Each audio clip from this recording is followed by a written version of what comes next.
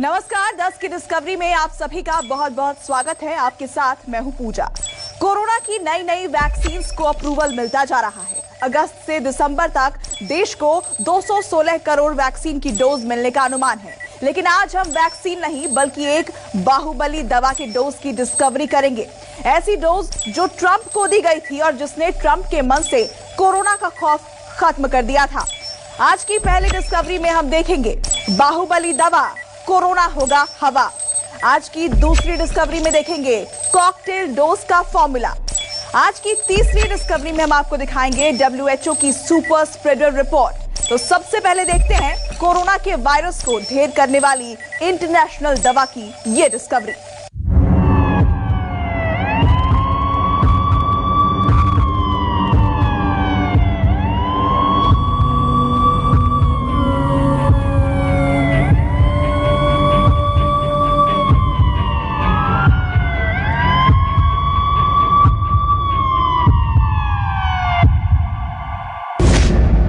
जिसने ट्रंप पर दिखाया असर, वो दवा भारत में कितनी कारगर।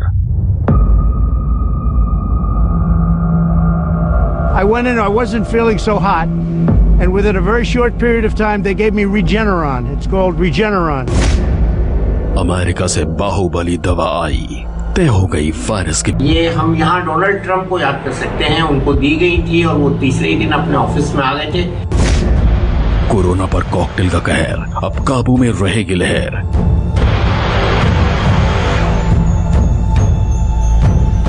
इस समय ये इस तरह की कॉकटेल एंटीबॉडी नाम की ये दवा जो है ये काफी उपयोगी साबित होगी। बाहुबली कॉकटेल डोज की डिस्कवरी।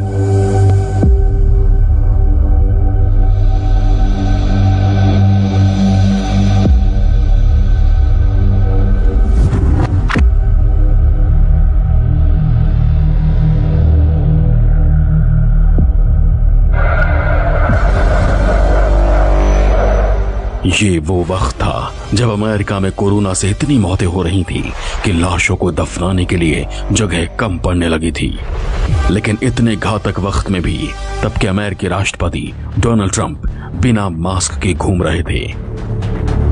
फिर आया अक्टूबर 2020। खबर आई कि कोरोना पॉजिटिव होने के बाद डोनाल्ड ट्रंप को वॉल्टर रीड मेडिकल सेंटर में भर्ती कराया गया है। अमेरिका के फर्स्ट लेडी मेलानिया ट्रंप भी कोरोना संक्रमित हो गई थी। तब तक ना दवा बनी थी, ना वैक्सीन, और ना ही कोरोना को लेकर ज्यादा रिसर्च मौजूद थी। लेकिन अमेरिका के वैज्ञानिकों ने अपने राष्ट्रपति को एक ऐसी बाहुबली डोज दी जिसे लेने के 3 दिन बाद ट्रंप ठीक होकर अपने दफ्तर पहुंच गए। इस दवा का नाम था रेजडिनोर एंटीबॉडी कॉकटेल। तब ट्रंप ने खुद खुलासा किया था कि उन्होंने एंटीबॉडीज का ऐसा तगड़ा बाहुबली कॉकटेल लिया है कि कोरोना हार गया। They gave me Regeneron, and it was like unbelievable. I felt good immediately. It just made me better. Okay, I call that a cure. अब ट्रंप को लगा एंटीबॉडीज कॉकटेल भारत के आम मरीजों को भी लगेगा। भारत के लिए स्विट्जरलैंड की दवा कंपनी रोश इस एंटीबॉडी कॉकटेल को बनाएगी। भारत में रोश कंपनी के एंटीबॉडी कॉकटेल को इमरजेंसी ट्रायल की मंजूरी मिल चुकी है। भारत की सेंट्रल ड्रग्स कंट्रोल ऑर्गेनाइजेशन यानी CDSCO ने यह मंजूरी दी है। अब एकदम सीधी साफ भाषा में समझिए कि बाहुबली दवा कही जा रही एंटीबॉडी कॉकटेल क्या है और कैसे ये कोरोना के मरीजों की जान बचाएगी। एंटीबॉडी कॉकटेल का मतलब है एक से ज्यादा चीजें हों और उनका मिश्रण हो। तो यहाँ कैसिरविमैब और इमडेविमैब इन दोनों का मिश्रण है जिसको रोश कंपनी ने तैयार किया है। और अभी इंडिया ने इसको CSDR ने जो है ऑथोराइज किया है इमरजेंसी यूज के लिए। और ये छोटे लोगों को भी दी जा सकती है, 12 साल से ऊपर के बच्चों को दी जा सकती है। ये इसका बहुत बड़ा एडवांटेज है, जबकि उनका वेट 40 किलो के ऊपर होना चाहिए। ये एंटीबॉडी कॉकटेल ये चारों तरफ से वायरस को घेर लेती है, उसकी घेराबंदी कर लेती है, उसकी लक्ष्मण रेखा बना देती है ताकि वो H2 रिसेप्टर्स पे जमने के काबिल न रहे। इसलिए इसको हम बहुत सक्सेसफुली यूज कर सकते हैं स्पेशलाइज्ड सर्कमस्टांसेस में। अब समझिए कि इस दवा में है क्या क्या और ये कैसे लगाई जाएगी, उसके बाद बताएंगे कि ये दवा काम कैसे करेगी। ये खास तरह के एंटीबॉडीज कॉकटेल या 2 एंटीबॉडीज का मिक्सचर है। रॉश कंपनी के कॉकटेल में 2 इंजेक्शन दिए जाएंगे। पहला एंटीबॉडी कॉकटेल कासिरिबिम का और दूसरा एंटीबॉडी कॉकटेल इमदेबमब का। कॉकटेल एंटीबॉडी, अगर इसको हम सरल भाषा में समझें तो ये एक दवा है जो 2 एंटीबॉडी का कॉकटेल यानी मिश्रण करके बनाई गई है। जो अभी लैब में ये कॉकटेल एंटीबॉडी विकसित की गई है, ये कोरोना वायरस के स्पाइक प्रोटीन पर हमला करती है। स्पाइक प्रोटीन वही होता है जो कोरोना वायरस पर कांटे की तरह नजर आता है। इसके जरिए ही वायरस मानव कोशिकाओं पर चिपकता है और ये कॉकटेल एंटीबॉडी इस स्पाइक प्रोटीन को चिपकने से रोकती है। इस एंटीबॉडी को खास इंजीनियरिंग करके ऐसा बनाया गया है कि ये कोरोना वायरस के स्पाइक को अपने में बांध लेता है। इससे ये कॉकटेल एंटीबॉडी वायरस के असर को कम करके संक्रमण को काबू में कर लेता है। अब समझिए कि इस एंटीबॉडी कॉकटेल का इस्तेमाल कब और किन मरीजों में किया जा सकता है। एंटीबॉडी कॉकटेल का इस्तेमाल कोरोना के हल्के और मध्यम लक्षणों वाले मरीजों के इलाज में इस्तेमाल हो सकता है। इसे गंभीर लक्षणों वाले मरीजों को नहीं दिया जा सकता। 12 साल या इससे बड़े उम्र के बच्चों को भी दिया जा सकता है। शर्त सिर्फ इतनी है कि जिसे डोज दी जाए उसका वजन 40 किलो से कम नहीं होना चाहिए। उम्र दराज या पहले से किसी बीमारी से जूझ रहे हाई रिस्क कैटेगरी के लोगों को भी एंटीबॉडी कॉकटेल दिया जा सकता है। अमेरिका ने इस दवा को इन्वेस्टिगेशनल ड्रग की श्रेणी में रखा है, मतलब लैब में इस दवा के केमिकल को अमेरिकी फूड एंड ड्रग एडमिनिस्ट्रेशन ने सुरक्षित पाया है। लेकिन जब ट्रंप को एंटीबॉडी कॉकटेल की डोज दी गई थी तब तक इसका क्लिनिकल ट्रायल भी नहीं हुआ था, लेकिन अब काफी आंकड़े मौजूद हैं। अब समझिए कि भारत में ट्रंप वाली इस एंटीबॉडी कॉकटेल को इमरजेंसी मंजूरी कैसे मिली। यह अप्रूवल अमेरिका में एंटीबॉडी कॉकटेल के इमरजेंसी इस्तेमाल के बाद मिले आंकड़ों का रिसर्च करने के बाद दी गई। यूरोपीय संघ में committee for medicinal products for human use के वैज्ञानिकों ने भी इस दवा के इमरजेंसी इस्तेमाल की सलाह दी थी। अब आसानी से समझ लीजिए कि यह दवा काम कैसे करती है। जब कोई वायरस या बैक्टीरिया हमारे शरीर में आता है तो वो हमें बीमार करने की कोशिश करते हैं। इस दौरान हमारा इम्यून सिस्टम उन बीमारियों से लड़ता है और हमारे शरीर में एंटीबॉडी पैदा होती है। ये एंटीबॉडी कई तरह के होते हैं। इस बाहुबली डोज में ऐसे ही कई तरह के एंटीबॉडी का लैब में बनाया गया कॉकटेल है जो कोरोना के वायरस को नाकाम कर देता है। Desk discovery news 24। और 10 की डिस्कवरी में अब देखेंगे WHO की वो रिपोर्ट जिसमें 21वीं सदी के सबसे बड़े गुनाह का ब्यौरा है। देखिए कोरोना के जिस वेरिएंट ने ढाया बड़ा कहर, वो कैसे पहुंचा हर देश, हर शहर।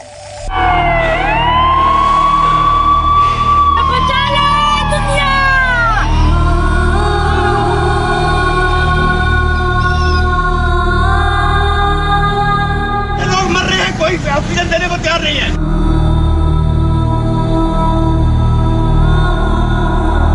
गरीब तो ऐसे मरा जा रहा है, तो ऐसे मरा जा रहा है।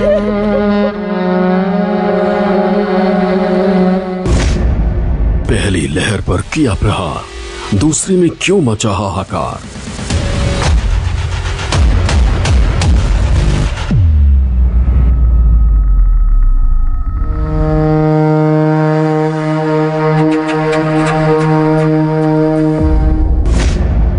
जिस वेरिएंट ने ढाया बड़ा कहर, वो कैसे पहुंचा हर देश, हर शहर।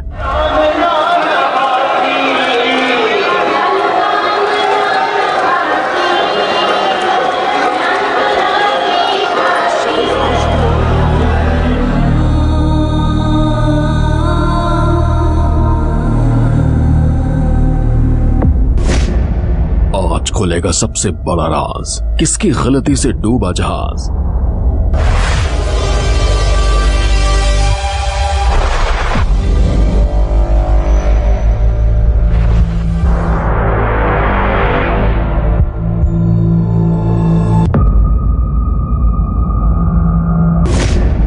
इक्कीसवीं सदी में सबसे बड़े गुनाह की डिस्कवरी।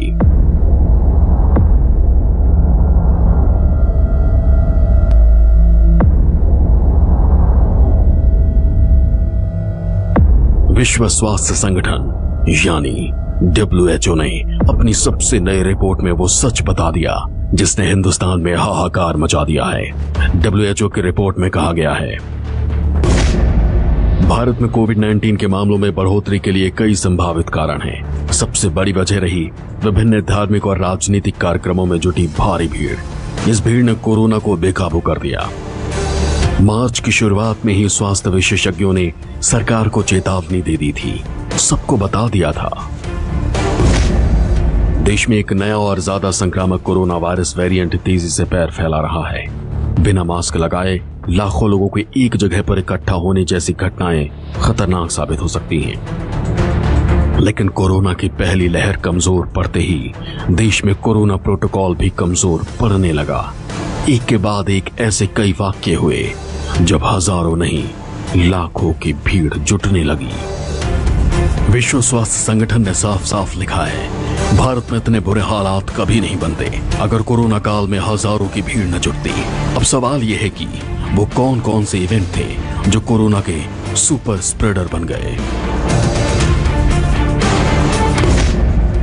12 अप्रैल 2021 सोमवती अमावस्या, कुंभ मेले का शाही स्नान। कुंभ में शाही स्नान के लिए भक्तों का सैलाब।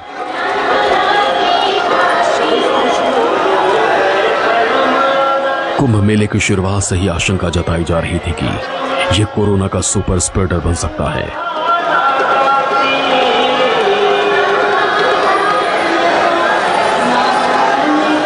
सोमवती अमावस्या के दिन शाही स्नान हुआ।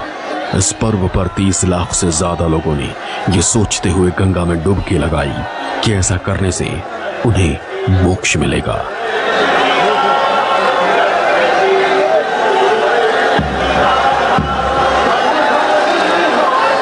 अब जानिए इस दिन हिंदुस्तान का कोरोना मीटर क्या कह रहा था।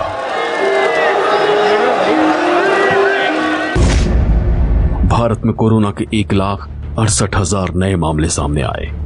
इन नए आंकड़ों के साथ भारत ब्राजील को पीछे छोड़कर कुल कोरोना संक्रमितों के मामले में अमेरिका के बाद दुनिया का दूसरा देश बन गया। यानी जिस वक्त कुंभ शुरू हुआ तब तक भारत कोरोना के खतरे से मुक्त नहीं हुआ था, बल्कि उस वक्त तक भारत दुनिया का दूसरा सबसे संक्रमित देश था। कुंभ मेले में कोरोना से साधुओं की मौत की खबरें आने लगी तो प्रधानमंत्री की अपील पर साधुओं ने कुंभ के स्नानों को प्रतीकात्मक कर दिया, लेकिन तब तक काफी देर हो चुकी थी। कोरोना घर घर पहुंचने लगा था। कोविड एप्रोप्रिएट बिहेवियर तो केयरलेसनेस थी और साथ में ये 2 इवेंट्स भी सुपर स्प्रेडर इवेंट्स बने जिसके कारण भी ये केसेस बढ़े। डॉक्टर्स फ्रेटर्निटी और काफी डॉक्टर्स उनको सरकार को बोल रहे थे कि ये कुंभ इवेंट और इवन इलेक्शन रैलीज इनको बीच में स्थगित की जाए। ये रिलीज इवेंट्स हुए, कुंभ जो मेला हुआ उसको बीच में ही स्थगित करना चाहिए था उसी वक्त, जो बाद में उन्होंने डॉक्टर की सलाह से माना भी और किया भी। बट थोड़ा सा ये सुपर स्प्रेडर इवेंट बने जो अभी हाल ही में WHO ने और लैंसेट ने भी बताया है, बट ये हम रोक सकते थे। 11 मार्च को पहले शाही स्नान के साथ कुंभ मेला शुरू हुआ। हरिद्वार कुंभ में 91 लाख लोगों ने हिस्सा लिया। 11 अप्रैल से पहले हरिद्वार में औसतन 150 से 200 संक्रमित मिल रहे थे। 12 अप्रैल के शाही स्नान के अगले दिन संक्रमितों का आंकड़ा बढ़कर 843 पहुंच गया। 13 अप्रैल 2021 को निरवाड़ी अखाड़ा के महामंडलेश्वर कपिल देव की कोरोना से मौत हो गई और उसके बाद ही विभिन्न अखाड़ों में कोरोना जांच के बाद बड़ी संख्या में साधु संत संक्रमित पाए गए। मेले में हुई टेस्टिंग के दौरान 1854 तीर्थयात्री और संत कोरोना से संक्रमित मिले। 17 अप्रैल को कुंभ के समापन का निर्णय लिया गया। 18 अप्रैल तक अलग अलग आश्रमों के 80 संत कोरोना पॉजिटिव पाए गए। अब तक भी सब काबू में लग रहा था, लेकिन फिर दिल दहला देने वाली कहानियां सामने आने लगी। कुंभ मेले में शामिल होने वाली एक महिला अप्रैल के पहले सप्ताह में पहले तो खुद कोविड-19 संक्रमित हुई और बाद में फिर बेंगलुरु में 33 और लोगों को संक्रमित किया। कुंभ से लौटे लोगों की वजह से भोपाल के आसपास 50 से ज्यादा गांव में कोरोना फैल गया, कई की मौत हो गई।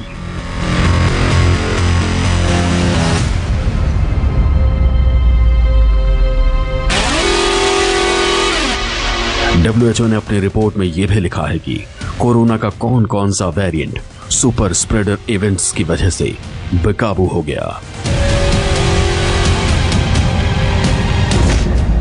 कोरोना के B.1.617 वेरिएंट का सबसे पहला मामला अक्टूबर 2020 में सामने आया था। इसके बाद सुपर स्प्रेडर इवेंट्स की वजह से B.1.1.7 और B.1.612 जैसे वेरिएंट भारत में तेजी से फैल गए। लेकिन सिर्फ कुंभ में जमा हुई भीड़ ही देश के गांव-गांव पहुंचकर कोरोना नहीं फैला रही थी। देश की अदालतों ने भी माना कि कोरोना को देश के राजनीतिक दल और चुनाव आयोग ने खुद न्योता दे दिया। जहां जहां चुनाव हुए वहां वहां कोरोना तबाही मचाने लगा। अब देखिए 20 मार्च से लेकर अब तक चुनावी राज्यों में कोरोना कितना कहर ढा चुका है। पश्चिम बंगाल में इस दौरान कोरोना के 4,94,130 मामले सामने आए, जिनमें से 2,556 की मौत हो गई। असम में इस दौरान 97.630 लोग कोविड पॉजिटिव हुए और 884 मौत हो गई। चुनावी राज्य केरल में इस दौरान 9,50,614 लोगों को कोरोना हो गया और उनमें से 1,683 की मौत हो गई।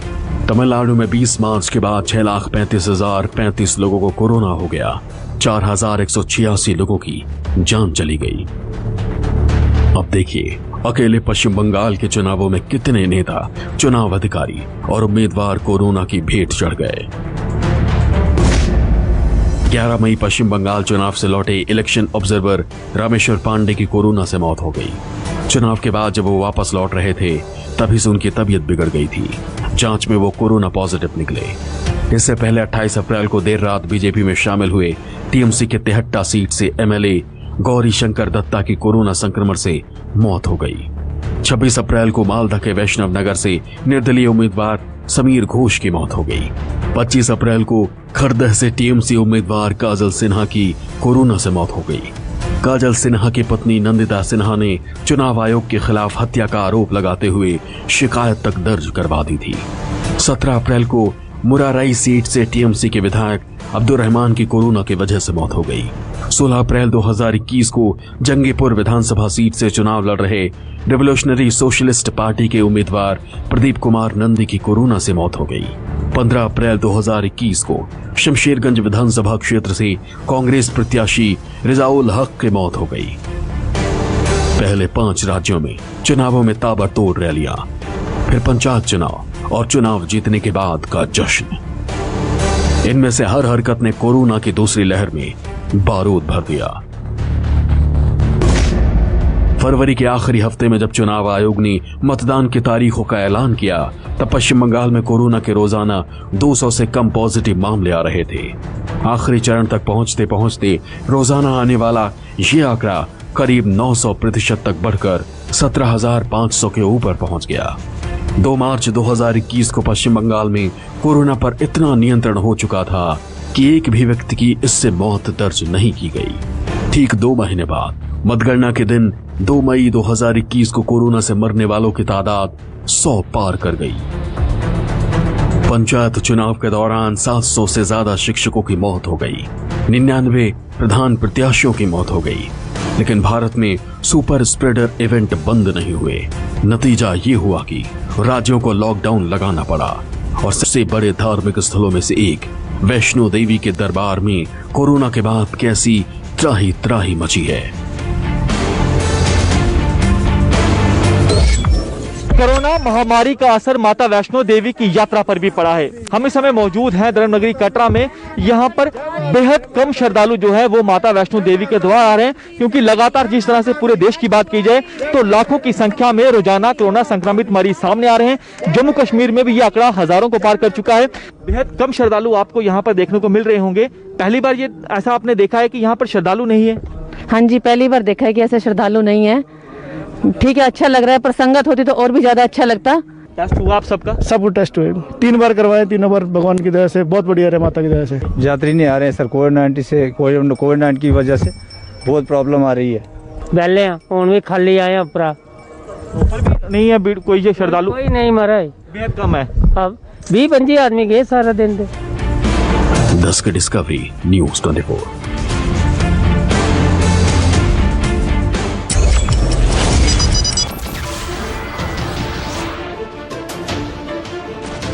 नमस्कार, मैं हूं मानक गुप्ता। अगर आपको हमारा ये वीडियो पसंद आया हो तो इसे लाइक और शेयर जरूर करें, और हाँ, हमें सब्सक्राइब और फॉलो करना ना भूलें ताकि आप देश और दुनिया की कोई खबर मिस ना करें। तो जुड़े रहिए हमारे साथ और देखते रहिए न्यूज़ 24।